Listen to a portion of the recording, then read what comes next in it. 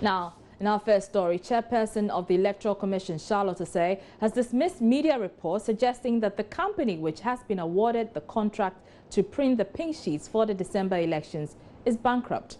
Some media reports allege that the Commission awarded a $8.95 million contract to print the statement of poll and declaration of results forms, commonly known as pink sheets, and other results-related carbonized election forms to a liquidated company. But speaking to the BBC's Akwesi Sapong, the EC chairperson clarified that the company awarded the contract is very much in business. We have awarded a contract for the printing of some of the election forms to a company that has always printed it previously for us and has now relocated to Ghana, which made their pricing better for us. Do you care to name them? I think it's Aerovote, which made their pricing better for us, and which meant that this time we did not have to bear the high freight charges that we would have had to bear, and also the time for shipping the security is high-level security printing, shipping it into Ghana. And the worry, I suppose, here will be the fact that in the United Kingdom, this firm is dissolved, non-existent.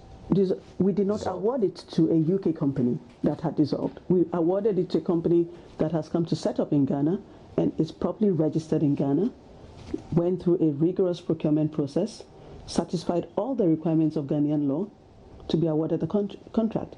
If a company decides to relocate, wrap up its business in one country and move to another country, does that mean that they should be excluded from bidding for contracts in the new country they've relocated to, especially when they have a track record of printing for Ghana previously?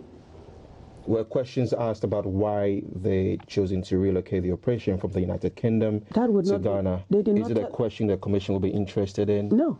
Why not? Because that is not part of the requirement process, the procurement process. There's very stringent laws for procurement in Ghana, particularly to a public institution. Our job is to make sure that you meet the requirements under our law. Companies move from one country to others for all kinds of reasons. All kinds of reasons. That would be unfairly penalizing companies that have decided to relocate. I'm happy that they relocated to Ghana. At least they're hiring Ghanaians. They're creating jobs in Ghana. Do we know the constitution of this firm?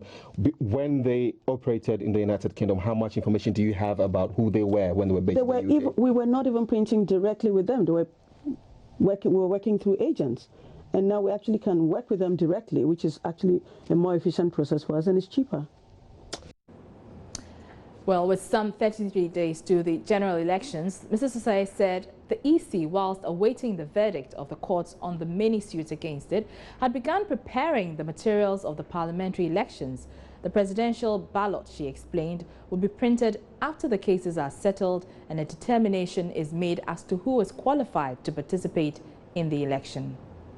We have started the process of printing the parliamentary ballots to mix up, some of the time, and so we're in a good place to meet the December dates.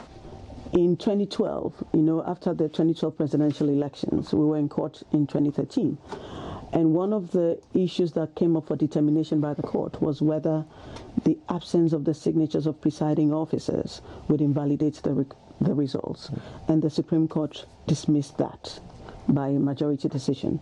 So that is the law. However, it does not mean that we are encouraging presiding officers not to sign results.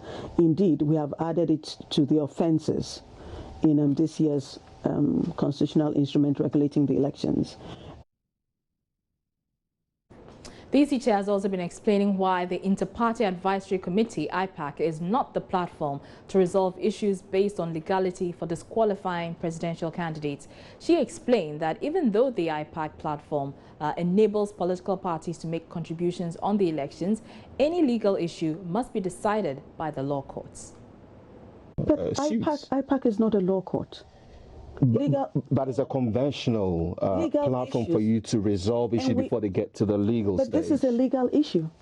At the IPAC stage, you discuss what the processes are. You don't discuss the law. The law is passed by Parliament. The law has always existed. We're acting within CI 94, which was passed by Parliament. At IPAC, you discuss the processes. You discuss the rollouts. you don't resolve legal challenges at IPAC because you're not a court of law. And for everyone whose rights are affected, somebody is, is also to the detriment of somebody else. The suggestion here is if these issues have been dealt with at the at that level, like which one? Flaws or errors in the application forms, the whole process. How is IPAC going to deal with that? You didn't need to have to go to court. No, but how is IPAC? We didn't go to court. Remember, the law says that the commission shall take a decision. The chairperson of the commission is returning officer for presidential elections. So my job is to receive the forms, examine the forms, and if there's any legal basis where the forms cannot be accepted, report to the commission, and the entire commission takes a decision.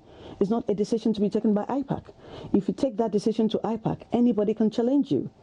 The commission has to act in accordance with the law. And there's a lot of electoral laws we have to follow. As soon as you start exercising discretion wrongly, that in itself is wrong. If the law says that someone must provide ABC to be properly qualified, it's not a decision to be taken by IPAC. That would be the commission abdicating its legal responsibilities to the people of Ghana, to IPAC. And I think that is wrong. Well, on a personal note, Madame Charlotte Osei says, despite the attacks on her by individuals and some groups for some decisions taken, she does not regret taking up the job as an EC chairperson. No, I do not regret it. It's not an easy job, but it was not meant to be an easy job. And when you're a woman in a space that some people believe should be male, you should expect this. It's also a job that requires that you take difficult decisions, and people do not always understand the decisions that are taken. They also do not understand that you are chairing a commission. So when you speak, you're speaking on behalf of 7 people, really. It's not your own personal, it's not your voice. You're not speaking for yourself. So it's very easy for them to misunderstand and to personalize the attacks. It comes with the territory. It's to be expected, being female. It's to be expected in the kind of job it is. Chairs of Electoral Commission globally have the same challenges. Every decision you take makes one person happy, doesn't make another person happy. It comes with the territory. You just have to learn to handle it with grace. I have a lot of support. My faith, my family, my friends. And then I get a lot of support from random Ghanaians. You meet them on flights, they reach out to you via social media, some try and get your phone number, your email address, and they send you messages of support. Does your husband feel you've taken on too much? No, he feels it's a tough job and that it's his absolute duty to just give me as much support as I need. He recognizes that it is service to country and service to God. It's not meant to be easy, but someone has to do it. But what does all of this say, do you think, about, the place of women in leadership and, also as key players in Ghana's political space? Because there's always been an argument of not enough women of ability being or getting involved. Yes, and I can see why not enough women want to get involved. But it's also that society is not making enough space for women. We have to consciously, as a society, realize that women have a very key role to play. If you exclude women, you're excluding 51% of your population. And for me, that's like a car moving around on 2 tires instead of 4. Now, they are at each other's throat in court. Their lawyers will come up against each other on Friday at the Supreme Court. I'm talking about the Progressive People's Party and the Electoral Commission, whose chair you just heard. Well, even before that encounter in court, the party has hit at the Electoral Commission, accusing it of diverting attention of Ghanaians from asking questions about how the EC intends to organize a credible election. To them, the EC sued at the Supreme Court, challenging the order from the High Court to allow Dr. Babakwesi Indum to correct the mistake on his form is a smokescreen. Here is the party's policy advisor, Kofi Asamoah. The Electoral Commission wants to use us as pawns in a game of chess. So they go to the Supreme Court, make us go to court, divert everybody's attention to the court. And journalists, they have succeeded in taking your attention there. And therefore, one journalist goes there, the whole nation goes there. So you follow us to the Supreme Court. And on the other side, we have lost focus on what are the electoral processes. Who is printing the ballot papers? How many companies are involved? How many ballots are they printing? Which regions are each of the companies printing ballots for? When are the agents supposed to be at post? How long will it take to print the ballot papers? When are we going to establish the National Collation Center? When are we going to procure the fax machines that will fax the constituency results straight away from the constituencies to the National Collation Center? Are we going to go through constituency to region and to the strong room? We said no way. The Electoral Commission is changing the process. Why are all these questions not being asked? Only 4 weeks to the election. I suspect, or we suspect, that they will rush the printing, the balloting and the printing through, because the Supreme Court case will end by next weekend, because it's only in our case. When it ends, the other 5 are also waiting to go to the Supreme Court, either by themselves or the Electoral Commission taking them there. So you will realize that, yes, you realize that the Electoral Commission will do all this gargantuan job in 2 weeks. So they ship 1 million or 4 million ballot papers to the voter region. You have no eyes to see. You have no time to scrutinize it. And they ship another 5 million to the Upper East region, another 10 million to the Upper West. How would you know? They won't give you time to scrutinize it. They won't have time for you to ask questions. You go to the Electoral Commission office, the offices are long, they are nowhere to be found. They are supposed to be public servants, but they treat us as if they are lords over us. And when they finish, and we don't have any opportunity to scrutinize the process, auditing is impossible. And therefore, when they come and they issue the declaration of election rate, declaring Kwaku as president-elect, what time do you have to scrutinize that? The Kwaku didn't win the election, but it was Dr. Park who won it.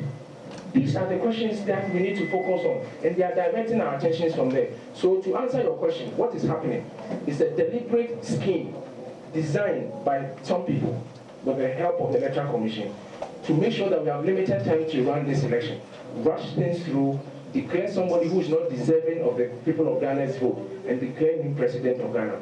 When you decide to fight it, Peace Council will tell you stop fighting. They will bring the Ghana Armed Forces in, and they will bring the Ghana Police Service in. It is a deliberate scheme sponsored by the state to make sure that somebody continues to be in power. That is what is happening. It has nothing to do with PPP and our legitimacy to contest the election or not. You're watching Joy News Prime. We're taking a short break, but still to come, farmers in Kintampo unhappy about arrangements for the National Farmers' Day celebration Friday. We will find out why. Stay tuned, there's more news ahead.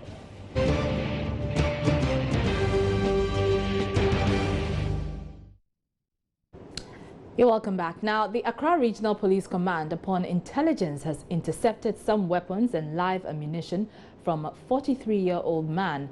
The weapons include a number of AK-47 guns, cutlasses, and some live bullets. The suspect, Charles Donko, is not new to the law. He was sentenced to a fine in October 2013 for possessing arms and ammunition without authority. Addressing a news conference Thursday in Accra, Regional Police Commander ACP Timothy Bongwa said the police is carrying further investigations and will soon arraign the suspect before court. On the 2nd of November 2016, at about 11:30 p.m., the Regional Police Command, acting upon intelligence, embarked on an operation at the abode of suspect Charles Donko at Amamoli near Pokwasi. An operation which lasted for 3 hours led the police to retrieve some weapons and the possession of the suspect, which include the following: 1 AK-47 assault rifle, 1 SMG rifle, 2 AK-47 magazines, 2 G3 magazines, 48 G3 empty shells, 188 rounds of G3 ammunition, 77 rounds of AK-47 ammunition, 13 cutlasses, 72 rounds of pistol ammunition, 3 face masks, 2 hammers, and 2 screwdrivers. He is highly suspected to be dealing in illegal weapons, a hardened armed robber, a land guard, and a killer or a murderer. ACP Bonga further reiterated the commitment of the police to ensure peaceful elections and further called on Ghanaians to assist with information. The police wishes to assure the public that as we prepare for the polls, in a month's time, the police will do anything possible to maintain the peace before, during, and after. And persons who are in possession of such illicit arms and with ill motives shall be smoked out of the system to preserve the peace. The police will want to use this opportunity to appeal to the good people of Ghana that the proliferation and circulation of illicit weapons at this time of the political season, for whatever reason, breeds a fertile ground for insecurity. As such, we are calling for the support of the public to be the ears and eyes of the people, eyes of the police in the society, and alert the police on any suspicious movements. Now, nurses at the Accra Psychiatric Hospital have defied the order of the Health Minister to return to work immediately. The aggrieved nurses say they will not return to work until they are provided with all the logistics they need. The Ministry of Health has released 300,000 Ghana cedis to the Accra Psychiatric Hospital. Medication worth 100,000 cedis have also been supplied to help alleviate the plight of patients and workers at the hospital. But the nurses insist they will not return to work until the conditions are improved. Jennifer Ekwama has been interacting with some of these nurses. They threatened for months, they complained, they sent their petitions to the relevant authorities. But after not hearing the kind of response that they required, the Psychiatric Hospital nurses of Accra laid down their tools and demanded redress. This is day 4 of their strike. The nurses are not at post here at the Accra Psychiatric Hospital, and as you can see, the place is empty. Nobody is here. As one of the nurses described it to me, today, Thursday of all days, it's like a ghost town here. My name is Jennifer Ekwama. So I've been joined by some of the executives of the Accra Psychiatric Hospital Nurses Group. To my right here's Philip. To my immediate left is Frederick, and then Francisca as well. They're all parts of the executives. Philip, let me start with you. The Ministry of Health has released 300,000 Ghana cedis to the hospital, ostensibly to defray your debts. But at last check, we heard that your debt was 4 million Ghana cedis just to defray it. That's notwithstanding all the other things that need to be purchased for the hospital. So the 300,000 Ghana cedis, will it make any headway for you? Very well. So far as the debt is concerned, we believe that the 300 Ghana cedi cannot do anything. But then our understanding is that the 300 Ghana cedi is not, the 300 Ghana cedi, the 300,000 Ghana cedi is not for settlement of the debts. However, that is not part of our problem. Our difficulty is that we don't have medication to manage the patients, and then we don't have basic logistics to do our work as professional nurses. That is the fundamentals of our problem, and we believe that this is not a natural disaster. We believe that it is a menace that was created by human, and it has to be corrected by human. Well, yesterday we received some form of assurance that with respect to the medication and the logistics, this morning everything will come. But as I speak to you, we understand that some of the medication have come, and we are waiting for the logistics and the rest of the medication. So far as the medication and the logistics arrive, we'll come back to work. Okay. You said that the 300,000 is not necessarily to defray your debt. If it's not for that, what is your understanding for that amount? Well, I understand that it is part of the measures put in place by the ministry to support the problem we are facing here. Okay. Let me come to you, Frederick. According to news reports, the National Labour Commission has ordered the nurses to get back to post. Now you've received 300,000 Ghana cedis. Is this enough incentive for you? It is not. In fact, it is woefully inadequate to take care of the situation as it is, because aside the food and all those basic logistics we are talking about, even common gloves we don't have, stationery, pens, paper, gloves we don't have. And we would need the detergents to clean the various wards, because as you can see, if you go to some of the wards, the stench that is coming out of that place is not the best. So we need to get all these things in place to be able to take care of our patients as well as ourselves, because if you should take any infections from there, you will send it home and you go and give it to your relatives. Even you yourself acquiring any injury or any form of sickness from the ward home, you would have to take care of yourself. And Jennifer Kwama filed that report. Now, involve communities in development planning. That's the verdict of civil society organization Send Ghana to the local government ministry after an assessment of communities for the district development facility. At the launch of the first assessment of the DDF since its inception in 2006, Send Ghana revealed a lack of assessment and monitoring of the project has been a major setback. Hannah Odame has more in the following report. The district development facility is a performance grant given to metropolitan and municipalities to improve livelihood of people in their communities.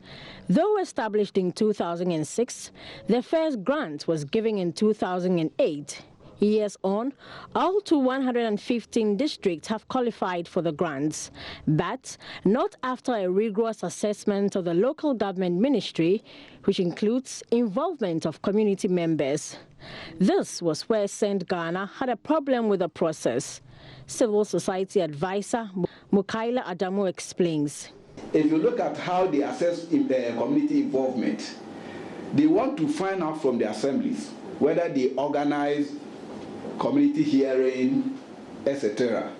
It's based on the assessment at the assembly level, and that will compel most assemblies to involve citizens once it becomes a criteria for assessment. MMDA should increase monitoring of contractors and apply sanctions where there are violations. We also propose that all DDF projects should be labeled so that when you see it, you know that this is from DDF. But the head of inspectorate at the local government ministry, Alhassan Amidu, gives reasons why things went that way. Normally, assessments are done in previous year and the allocations are released in the next year. For instance, 2013 assessment is conducted in 2014 and funds for that assessment released in 2015. So it's always a year behind. So I just want to draw the attention to the fact that the facility being in arrears for 3 years may not be so. We're taking a break now. We'll be back with business news. Time for business now, and it's just me today. No Emmanuel Abuaji. He'll be back on Monday. Now, the price you pay for every litre of petroleum products will witness a marginal increase this week. The expected adjustment is in line with the bi-weekly price review of the various products. George Yafe has more. Checks by Joy Business show that the expected adjustment is being influenced by the continuous increase in price of crude oil on the international market. The commodity over the past 3 weeks has witnessed a significant increase and is currently trading at around $47 a barrel. Our forecast suggests that diesel will witness the biggest jump and is expected to go up by some 1.43% per litre.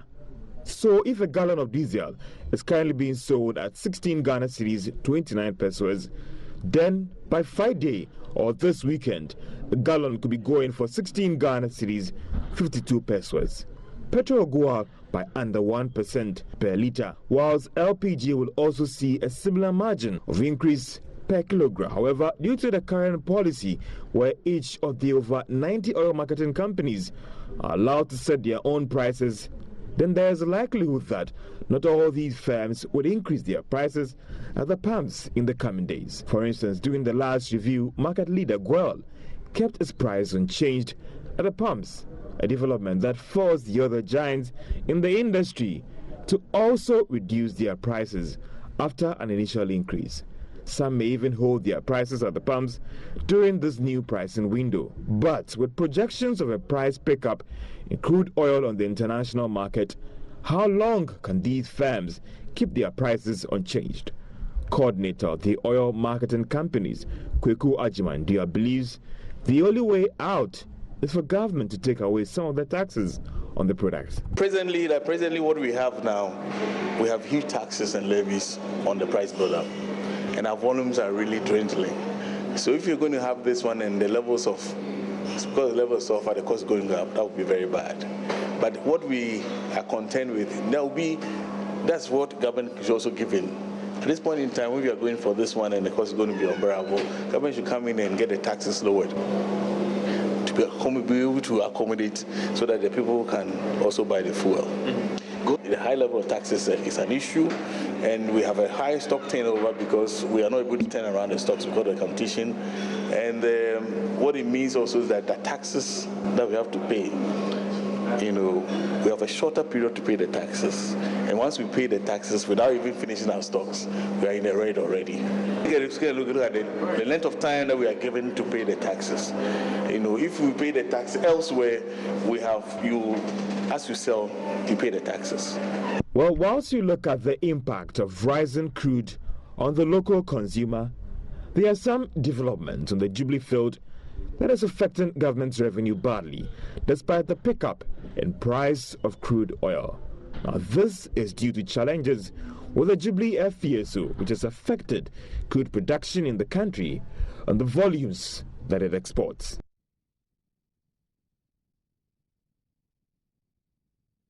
The Civil Society Platform for Oil and Gas is demanding the Auditor General's Department conducts an audit on projects funded with oil revenues. This, according to the group, is critical to ensure the country derives maximum value for money in these initiatives. More in this Business Desk report. Budget allocates substantial amounts of oil revenue for projects across various sectors. Chairman of the Civil Society Platform for Oil and Gas, Dr. Steve Mantel, however, says the status of a number of the projects leaves much to be desired. The primary underlying factor has to do with the issue of poor monitoring, poor supervision in the execution of oil-funded projects. As I highlighted in my presentation, some side visits undertaken by the Public Interest and Accountability Committee this year has revealed that some of the projects funded with oil money in actual fact do not exist, even though monies have been expended. By and large, you find that the regional administration often is not aware of the fact that there are oil-funded projects in the region. At the district level, even where the district authorities are aware, they are not involved in the monitoring of the projects.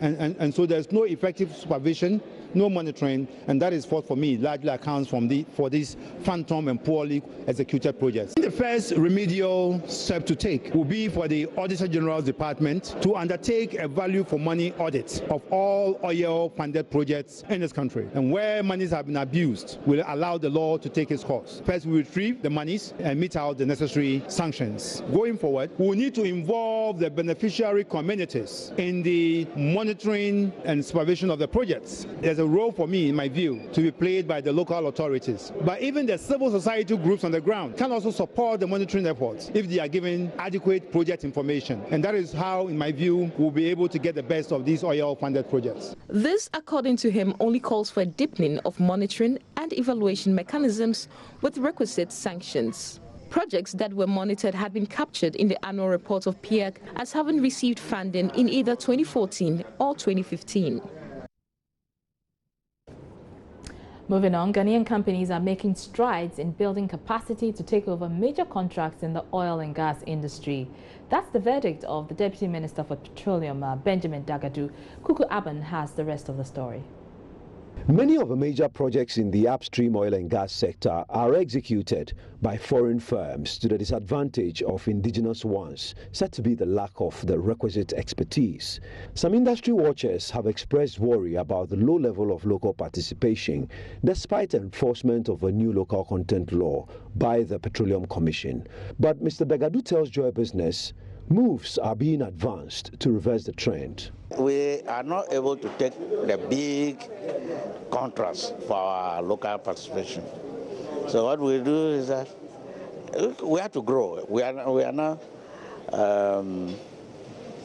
nurturing the SMEs which are trying to get some of those contracts. They don't have the experience yet, so you have to gradually grow them to be able to take more contracts later. It will take you too long. No, we have started. How many years have we started production? Nigeria has been producing since the early 60s. They haven't got that participation until 3 years ago, when we had ours embedded in PAs before they started. Legal counsel at the Africa Legal Support Facility in Chimunya in Dulo says building the capacity of local firms is the only means through which Ghana could derive the maximum benefits from the oil and gas resources. There's still a capacity gap when it comes to negotiating a lot of these transactions, and you're faced by companies that come with the best lawyers, the best accountants, and it's really important, given the longevity of a lot of these deals and the potential for resources for the country that can be obtained from these transactions.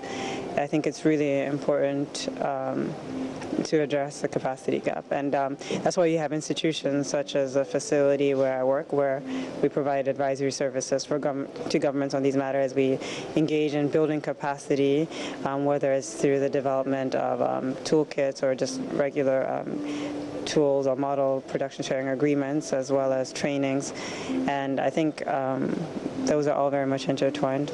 The local content law is aimed at maximizing value addition and job creation in the petroleum sector through the use of local expertise, goods and services. Under the law, indigenous Ghanaian companies are to be given first preference in the granting of petroleum agreements and licenses, among other privileges. That's it for business. We'll be right back.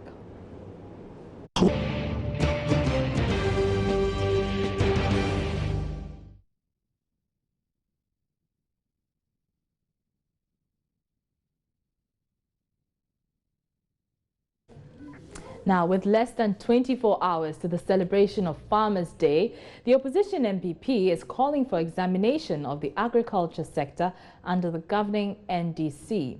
The party has described the sector as one characterized by sluggish growth due to the failure of government to properly implement policies geared towards revamping the sector. The party spokesperson on agriculture, Dr. Owusu Akoto, who addressed the news briefing, said the NPP will revive the sector through increased investment. Fellow Ghanaians, by the measure of annual growth performance, Ghana's agriculture has been sliding, or at best sluggish, from 7.4% in the year 2008 and 7.2% in 2009.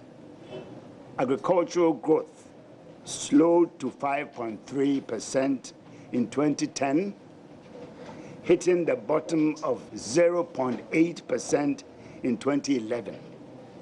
It then stayed down at 2.3% in 2012, recovering somewhat to 5.7% in 2013, and then 4.6% in 2014. The growth registered in the 2 years, 2013 and 2014, was in large part on account of unprecedented growth in forestry and logging activities. If logging activities are dramatically increasing without commensurate growth in reforestation, the obvious implication is that we are further degrading our forest cover, and opening the country up to the invasion of savanna and Sahelian conditions.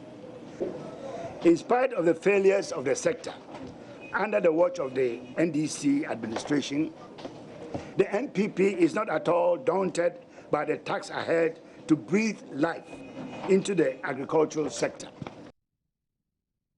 Well, speaking of agriculture, farmers in Kintampo and Abunahafu region are worried about the celebration of the National Farmers' Day in the region Friday. According to them, they are unaware of preparations and neither have they been invited to take part in the celebration. Here are some of the farmers in the district. Cool. 2007, zero grazing in the district. 2008, Kinapo.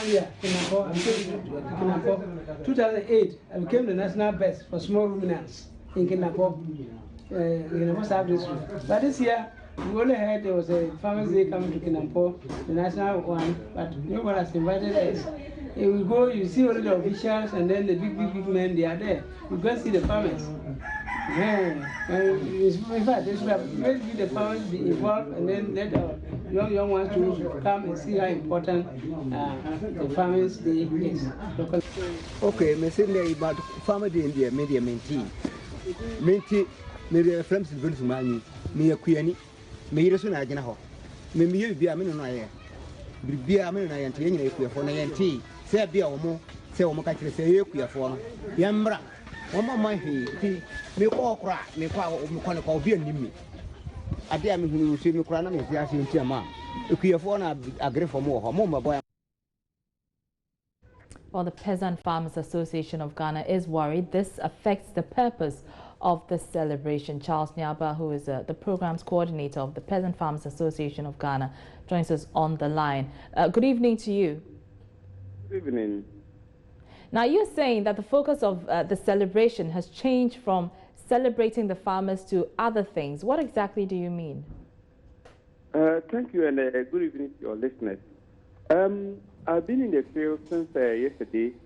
I've been visiting our communities. When you come to Kintampo, we have communities around from Apetika, Accra, and Tankron, Kobada number 1 and 2, Kumsu. I have visited all these communities yesterday. I just wanted to know their take about the Farmers' Day. You can imagine that the whole Peasant Farmers Association of Ghana have never been invited, and we've never been informed about this whole celebration. But we have no problem because we know the day is meant for us, so we don't wait for the ministry to invite us to participate. I was about to ask you that, Mr. Anyaba. Is it the norm or the practice that you're invited officially by the ministry for the celebration? Yeah, sometimes, but for unknown reasons, this year we've not been invited. But we approached the ministry some time ago, and they said the day is meant for us to. The issue of we being invited was not something that we should talk about. But I expect that when you come to the grounds, because in Kintampo, to be specific, that's where the event is taking place. So the farmers who are around should at least be aware of what is going on. But in a situation where you bring officers, you bring people who are working in office, you bring people from different places to come and take control of the event, and the farmers themselves are not even aware of what is going on. I think it's unfortunate, and we think that we are unfairly treated as farmers. Nonetheless, the celebration comes off tomorrow, so will your members be there or not? Yeah, I'm there myself. I'm in Kintampo today. I was in Kobada number 1 and 2. I was with Kuri from Accra. I just came this evening. I encourage them to come, though some raise concerns that they don't have money for transport.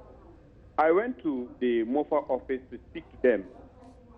According to them, they did radio announcements, and there was no money for them to provide transport for farmers to come. So they expect that the farmers will bear their own cost to come to the ground. So those around, those who are not in far places, will be coming. I encourage them to come because it's our day. but we think that we can do more than what they've done. At least you can't spend money bringing people from Accra, booking hotels and other things for strangers. But those that the event is meant for, you leave them out. We think that it's not just fair. So we are prepared. We'll be there to grace the occasion. But in going forward, we think that we need to do proper work to ensure that those that the program is meant for get full benefit of that. Because it's Farmers' Day. It's not officers who are working for Farmers' Day. It's Farmers' Day. That's the point I'm making. Very well. Thank you very much. That is Charles Nyaba, and he is with the Peasant Farmers Association of Ghana. Meanwhile, the Interior Ministry says that this year's National Farmers' Day is not a holiday. You know, there have been some concerns about whether it is a holiday or not after an earlier statement from the ministry indicated that Friday, 4th November would be a holiday. But Deputy Interior Minister James Agalga says tomorrow is not a holiday. Tomorrow is Farmers' Day. The celebrations would be held, but the day itself is not a public holiday. The public holiday, as provided for in law, will fall in December. And so, yes, there has been some little bit of confusion, but the position has now been confirmed. Tomorrow, we would observe, we would hold the celebration to mark Farmers' Day, but the holiday itself will now be on the 2nd of December. We've always marked Farmers' Day with a holiday. Why is tomorrow not a holiday? Yes, you know, under normal circumstances, the day should fall on the 2nd of December. But, you know, we are very close to elections, and so you don't want to hold the Farmers' Day celebration very close to the election. So the date has been brought forward, but the holiday would still be observed on the 2nd of December. We're taking a short break. We'll be back with international news.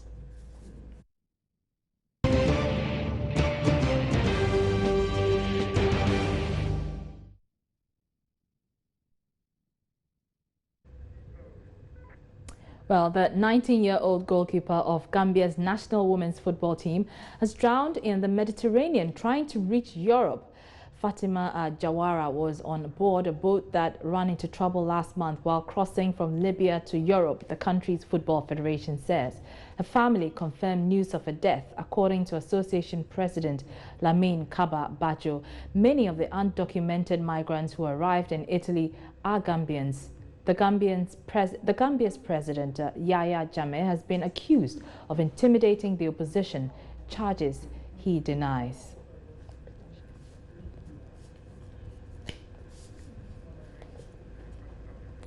More than 200 migrants are believed drowned in 2 shipwrecks off the coast of Libya, migration officials say.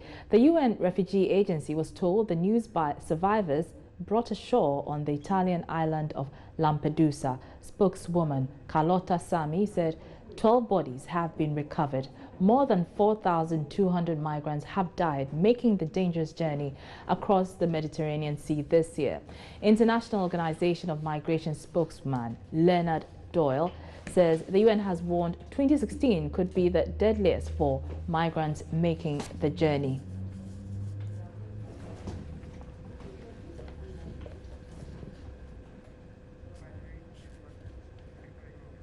Now, Joy News can report that Democratic Party offices across the United States are preparing for a blitz of campaign activities in a bid to get people out to vote in their numbers, as polls show that Republican candidate Donald Trump is beginning to get ahead in the race for the White House.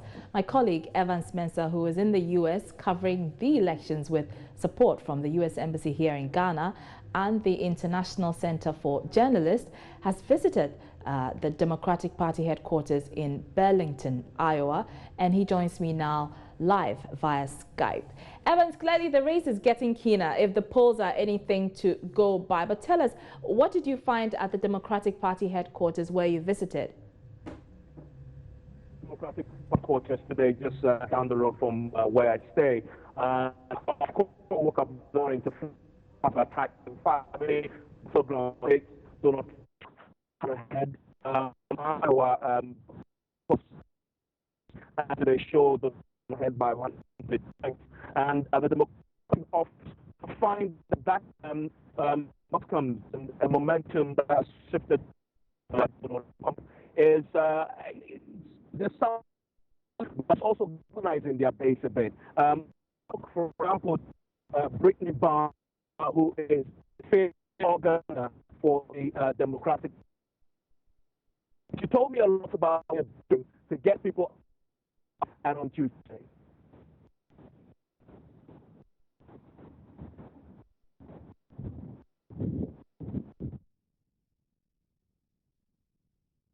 Problematic, so we'll get back to Evans in our subsequently. But earlier, Evans spoke to one of the Democratic Party officials, so we can listen to her now. How has it been campaigning and organizing for the Democratic Party in this great state of Iowa? Well, it's very much about the community. You have to build relationships first with the Democrats in the community to be able to reach the greater community.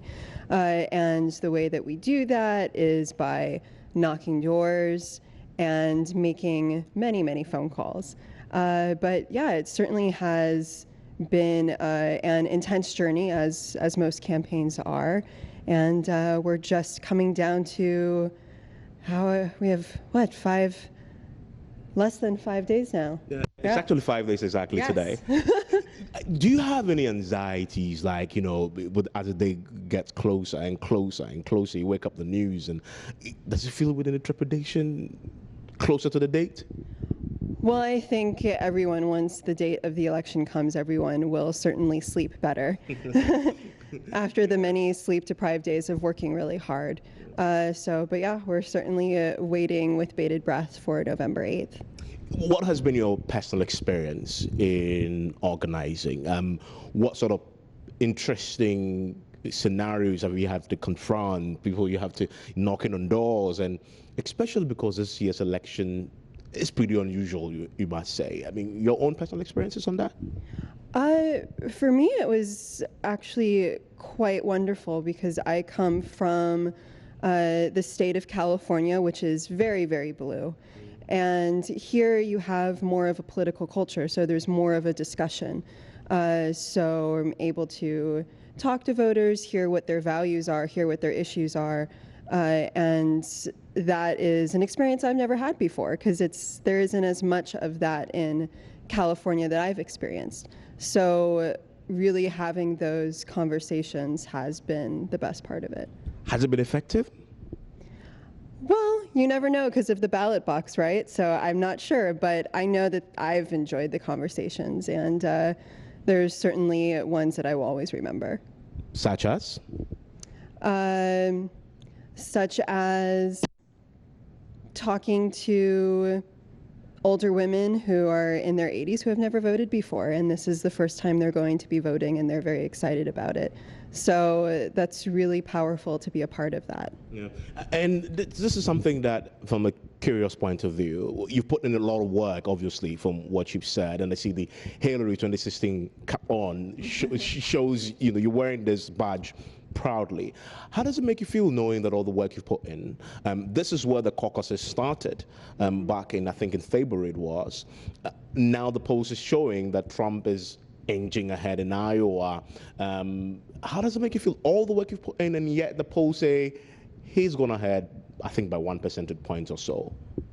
I mean, all I can do as an organizer, since I'm not a party to the political team, is just to continue to work hard and knock doors and make phone calls, and it's really that makes a difference. So I'm glad that as an organizer, I can be able to contribute in that way and work with our volunteers. Has that in any way galvanized you even more? Say, okay, now game on, I'm going to even go a step further than I have been doing since this whole thing started? Well, this is the first time that I have worked on a campaign before, so this is the galvanizing point for me. And Evans Mensah joins us back online. And Evans, earlier you were speaking to the a member of the Democratic Party earlier in that interview where we saw you ask her all those questions about, you know, the polls and how the race is getting keener. But I understand that you also visited the Republican headquarters, the Republican offices. What did you find out there? Of course, I'm at the Republican Party headquarters here, and you can see behind me. I don't know if you can see the Trump sign behind me. Yes, yes, you certainly can. Yeah, exactly. It looks military in its fashion. With God, America is just a nation under Trump is there. The green Iowa Senate is also behind me, and the vehicle behind me really epitomizes what Trump and his supporters stand for. They are pretty energized. They are not. There's never a dull moment among the Trump supporters here. And this vehicle behind me epitomizes that. But let me tell you something. I just have the owner of this vehicle right with me. He's an ardent Trump supporter and campaigner also. I mean, he's supporting Trump all the way. Hello, nice of you to join us, Rex. So tell me a bit about the vehicle behind us. I mean, what is it about?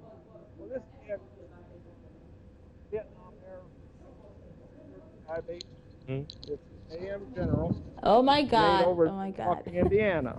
It's a 1967 truck that's been remanufactured, rebuilt by the military in 1988, and then it was taken out of service here a few years ago. It was over in Iraq, and it came back, and then I acquired it in Ogden, Utah, and drove it home over the mountains. Great. So tell me, why do you support Trump? What is the motivation? What is it that drives you to backing so much with everything that you have, including your truck?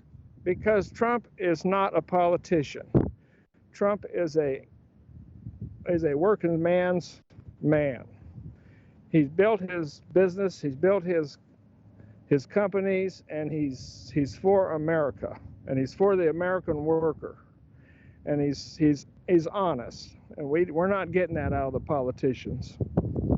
All we're getting out of the politicians is lies, and Trump is going to be good for America. So that's why you support him. And let me ask you about the latest momentum that Trump is on now. He is on the roll now. All the polls show he's doing fantastically well. Your reaction to that? Well, I think it's great. I mean, America really needs a leader for the people. We don't need a leader for just a certain group of people. We need a leader for all people in America, and that's what Trump's all about. He's for this country and all Americans, irregardless who you are. And he's for rebuilding the cities, the cities. He's for rebuilding our military. We can't even get decent parts for our airplanes, for our pilots to fly. And it's a dirty shame when they rob the military of the resources they need to protect America. And Trump's not going to do that. He's going to do the right thing for our military, for our people, and that's why I back him. It's just very obvious that he's a fair man. He's not perfect, but I don't want a perfect man. I want somebody like General George Patton, which I know the history of that man pretty well. They speak rough, but they mean what they say, and they're honest, and they care about the future of this country. Let me ask you a controversial question. We had Trump talk about the elections possibly going to be rigged, and the media is, of course, conspiring against him, et cetera, et cetera. Do you believe that is true? It's very true. It is very true. CNN is one of the worst. They are surrogates for the Democrat machine, the Obama and the Hillary machine. And Obama's been dishonest from day one. Nobody ever knew who he was. The very first day that they voted him in for president, they did not know who Obama really was. All he is a simple-minded community organizer that's never worked a day in his life. He couldn't make a job if he had to. He's just, as far as I'm concerned, he's low life because he's lied for 8 years to the people. And they all think we're stupid. And that's another reason I like Trump. He has faith in the people. What do you think will happen on Tuesday? You believe Trump is going to win? Well, he better for our future. If he doesn't? Well, it's going to be a hard road to hoe. There's going to be a lot of people in this country who will wake up. Will you accept the results, though, if he doesn't win? Well, we have to, but we can't stop fighting for what's right. Rex, thank you very much. You bet. Thank you. Great. So that's Rex Araba. And Rex is an ardent supporter of Donald Trump in this part of Iowa, and of course telling me a bit about what their feelings are as far as the polls are concerned. And that vehicle behind me tells it all. I mean, there is a war out there, a war to the White House, and Donald Trump, of course, and his supporters are going to win this battle. They believe on Tuesday, and so we're waiting to see how this pans out 5 days from now. All right, thank you very much. And that's head of our political desk here at Joy News, Evans Mensah, with that update from the campaigning in the U.S. And every day from now till the day that the results are announced, we will be bringing you updates from the U.S. courtesy of our head of politics at desk here at Joy News, Evans Mensah. We're taking a short break now. Don't go away. There's lots more ahead.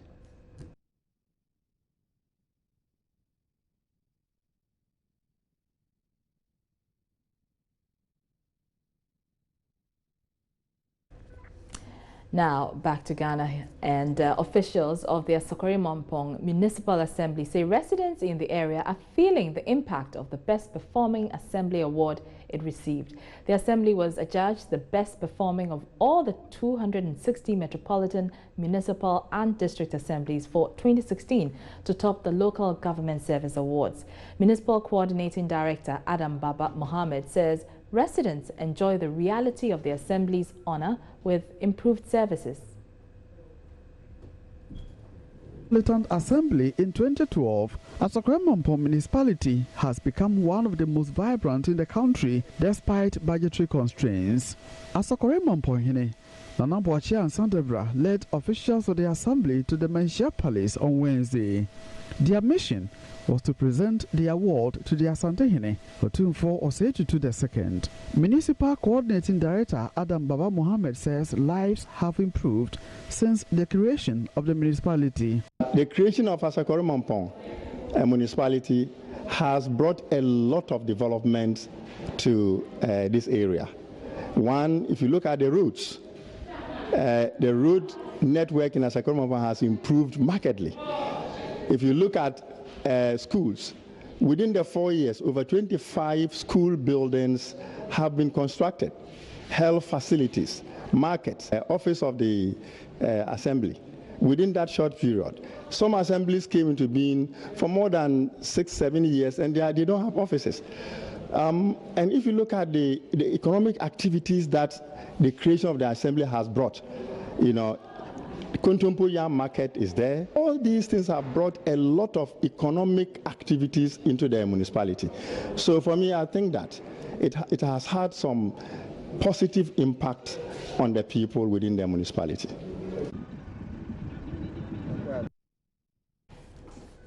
Now, the Eastern Regional Executives of the New Patriotic Party say some chiefs who endorsed President John Mahama in the Eastern region during his campaign tour of the region have been bought.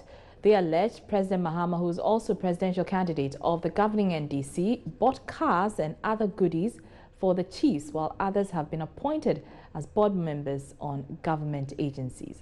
The NPP believes the people of the Eastern region do not need any chief to tell them whether or not President Mahama is working. At a press conference organized in Koforidua to respond to some issues arising from the president's visit, the Eastern Regional Youth Organizer of the NPP, Jerry Osaipoku, alleged that most of the chiefs have been bought.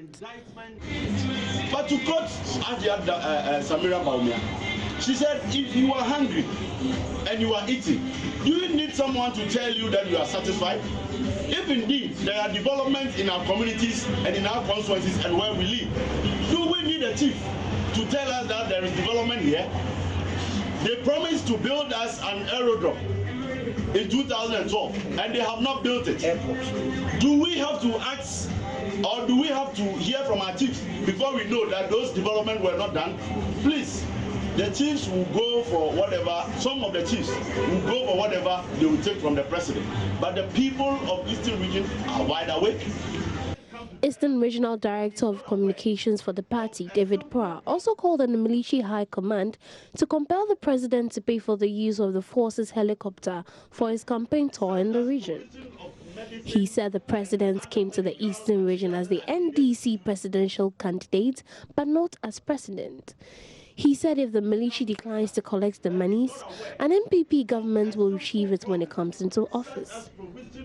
Have stated we want, as a matter of urgency, because of the use of the state resources, the use of the military and Ministry of Defense's helicopters. We want the Ministry of Defense and the military hierarchy, as a matter of urgency, immediately issue an invoice to President John Dramani Mahama and the National Democratic Congress for the use of the state facilities and resources. Because we believe that John Dramani Mahama, the NDC presidential candidate, cannot ride on our taxes to run his campaign. So, former workers of Ghana Ports and Harbours Authority, GPHA, are demanding for their delayed redundancy package. The workers say the management of GPHA has, over the last 14 years, reneged on its promise in paying their redundancy package, which was put in place to enable restructuring of the Tema port. Some of the workers were laid off about 27 years ago, but are yet to be paid, with about 500 of them believed to have died due to pressure from society. In 2012, or in 2002 rather, close to 60,000 or 6,000 workers were laid off when GPHA management embarked on a World Bank funded project which became known to the workers as voluntary retirement exercise at the time.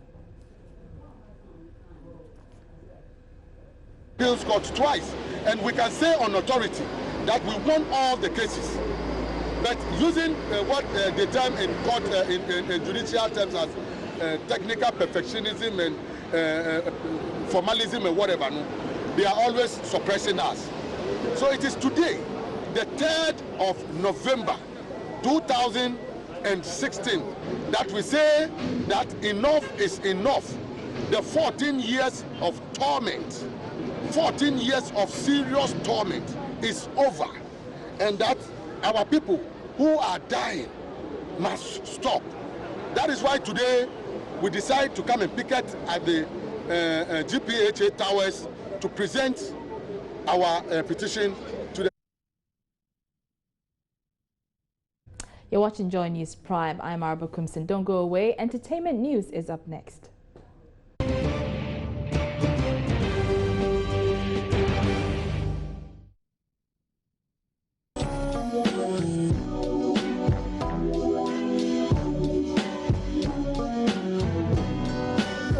All of us have our fears.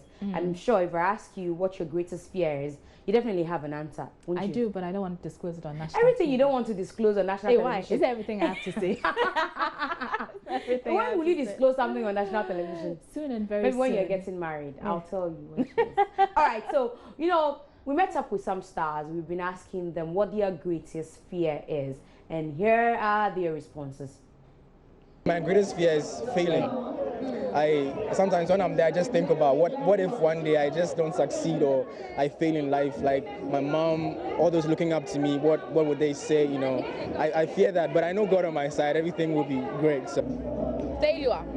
I think failure is my greatest fear across board, not just in the industry. Even if I was a doctor, I'll be afraid of failure, or an accountant, I'll be afraid of failure. It's hard to fail. It's very hard to fail, because to fail means that you have gone through all the processes and it didn't work out well. And I don't want to go through everything and try so hard and hit a brick wall. I've hit brick walls a lot, to be honest, in the things I've done. So I've experienced failure before, not entirely in the industry, but in my own personal life, and I think it's very painful. My greatest fear is for me to lose my voice. Yes. But when I lose my voice, when I'm like, yo, when it gets to a point I can't sing anymore, no, I wouldn't know what will happen to me. Yeah, that's my greatest fear so far in my life. Have you? Greatest fear? Yeah. I don't want to die. I want to stay alive for a long time. But why is there something that you fear? Why is death something you fear? Well, you know, everybody wants to go to heaven, but everybody is scared of death, you know, and that's the only way to go through, to go to heaven, you know, which somehow, someday, one have to go, you know.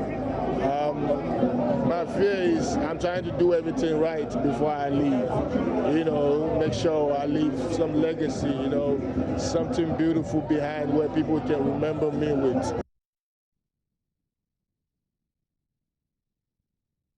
So his greatest fear is that he doesn't want to die. Doesn't want to die. Who wants to die? I don't want to die either. I know. Everybody wants to go to heaven, but nobody wants to die. But I want to go to heaven, but not yet.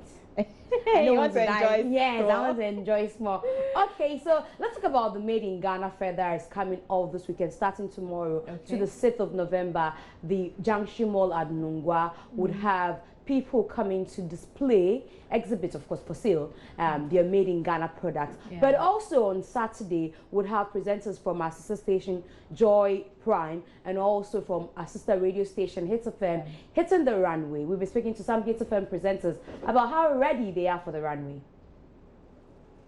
For the past 10 years and still counting. Pardon me. Yes, thank you very much. Okay. So what should we expect that night from you? Well, so a friend would say on Saturday there's going to be a runaway.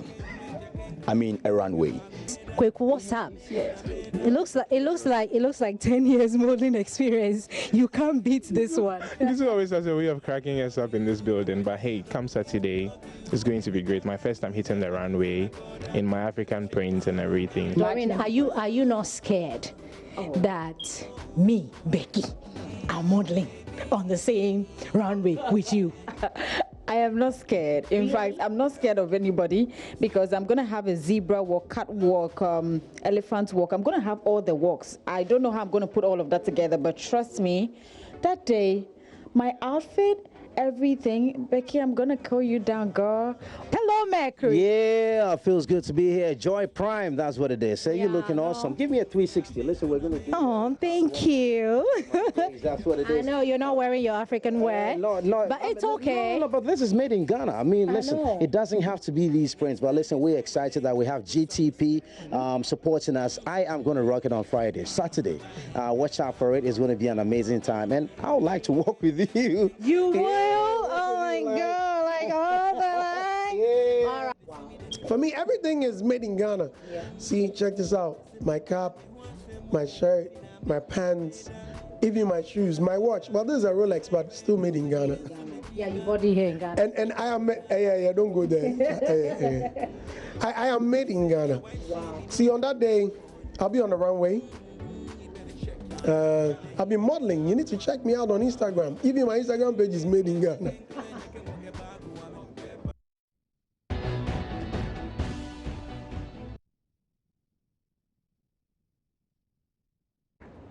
You're welcome back. Time for sports. And Gary L. Smith is our man with all the details. Hi, Gary. Hello. Looking dapper as usual. Thank you. Take it away. Thank you, and thank you for joining us on the Sports on Prime. I'm Gary L. Smith. And, well, the Black Stars squad for the game against Egypt is finally out. Even the Egyptians were starting to wonder if we were going to have a squad to play the game. But the news, if you will call it that, is that there's no Kevin Prince Boateng. And I know that some of you would be saying that, why are we even making it like it's a newsy thing? Well, it's because in the past couple of days, it's been at the forefront of the agenda when it comes to football. But he's not been included in Ghana's 23-man squad, which will be facing Egypt in the 2018 World Cup qualifier. But these guys would, on your screens, you see Razak Brahma, Adam Kwarase, and Richard Ofori being the three goalkeepers Abraham Grant has named.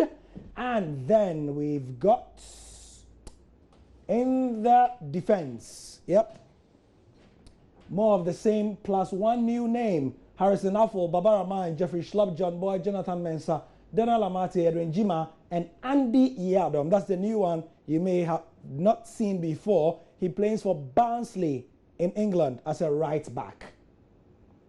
Midfielders Emmanuel Ajimabedu, Efri Akwa, Thomas Partey, Mubarak Wakaso, and his younger brother Alassane Wakaso, Franka Champon, Christian Achu, and Samuel Tete. Strikers, not any new names you might consider as novel: Jordan, Andre, Ayew, Waris, Ebenezer Sifua. Sifua plays for Sion in Switzerland.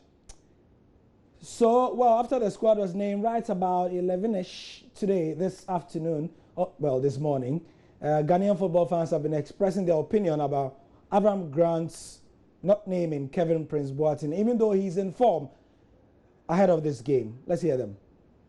Do we need him? I don't think we do. Kevin has been out of the team for God knows how many months, and we've been playing and we are scoring. If we should have Kevin, fine, he can contribute. But do we need him? No, we don't. It's going to affect us because we are not scoring much goals at this moment. So I think the coach should invite him to come so that we can score more goals. It's not going to have any adverse effect on the team because when he left, I think the team has had several friendly matches and this kind of games. But if they've been able to prove beyond reasonable doubt that they are competent enough without Calvin Prince Boateng, despite the fact that Asamoah Gyan is not playing, his departure wouldn't have any effect, adverse effect. Yeah. The truth is that we need Calvin. Why? We saw what he did on the pitch when he got the opportunity to play for the Blasters. At the moment, he's scored 4 goals in his team. He's doing well, he's fit, firm, and Kelvin has never said that he wouldn't play for Blaster. That's a question Ghanaians or the coach and the officials have to ask themselves. He's never said he's never going to play for the Blaster. He's a very good player, he's fit, he's competent, he gels with the team, they love him. I mean, the players love him, they love the way he plays, he understands our game, he scored for us, even at the World Cup level, isn't it? Yes. So why isn't he, what did he do wrong?